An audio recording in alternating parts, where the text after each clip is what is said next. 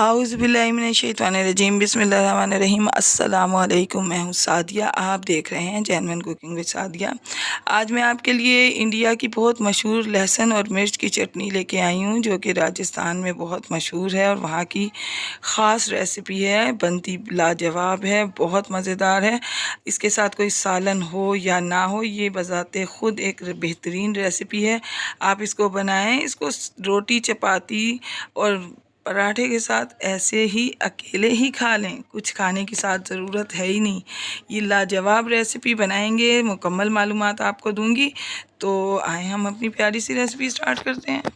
रहीम, लहसुन मिर्च की चटनी बनाने के लिए मैंने कश्मीरी मिर्च ली है। ये देखें, ये बड़े साइज़ की कश्मीरी मिर्च होती है और ये 6 से 7 दाने हैं। अब इनको अच्छे तरीके से धो के मैं पानी में भिगो दूँगी।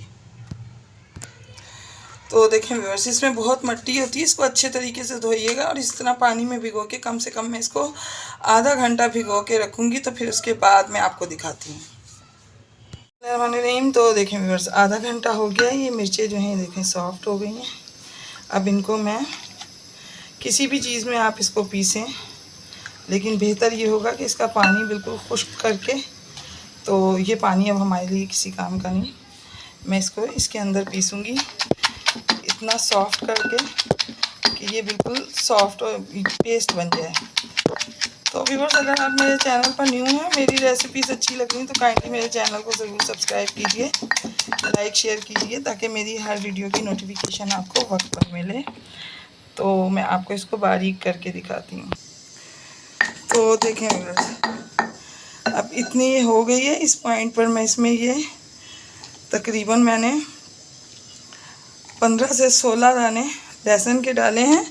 इसके साथ मैं इनको भी कूट लूँगी। तो देखें व्यूअर्स, इसको मैंने बिल्कुल ये देखें पीसा है, लेकिन ये फिर भी अभी थोड़ा थोड़ा दरदरा है। हमें इसी तरह ही इसको रखना है। अब मैं आपको आगे का बताती हूँ।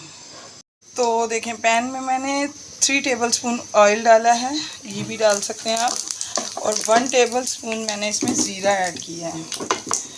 और ज़ीरे को हम थोड़ा सा कड़कड़ाएंगे। ये देखें थोड़ा सा ये ब्राउन। और अब इस पॉइंट पर मैं इसमें ये अपनी चटनी ऐड कर दूँगी। तकरीबन 10 से 12 मिनट इसको हम, बल्कि 15 मिनट इसको हम बिल्कुल स्लो फ्लेम पर पकाएंगे, ताकि इसके अंदर तमाम पानी खुश्क हो जाए और ज़बरदस्त सा टेस्ट आए। ये ज़बरदस्त चटनी आप जब बनाएंगे, यकीन माने, ये इससे आप ऐसा है कि चपाती के साथ खाली इस चटनी को ही खा लें, आपको किसी सालन की ज़रूरत ही नहीं पड़ेगी। तो मैं इसको अच्छे से भून के दिखाती हूँ।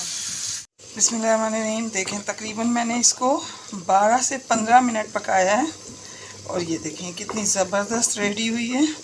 अब इस पॉइंट पर मैं इसमें, आप अपने टेस्ट के हिसाब से नमक ऐड करें। 1/2 टीस्पून मैंने इसमें नमक ऐड किया है और नमक को भी हम इसमें मिक्सअप करेंगे। और साथ में इसको ज़बरदस्त सा खट्टा सा टच देने के लिए, क्योंकि अभी इसमें सिर्फ मिर्च है, तो ये मैंने लिया है तकरीबन 3 टेबलस्पून। इसके अंदर मैंने लेमन जूस ऐड किया है।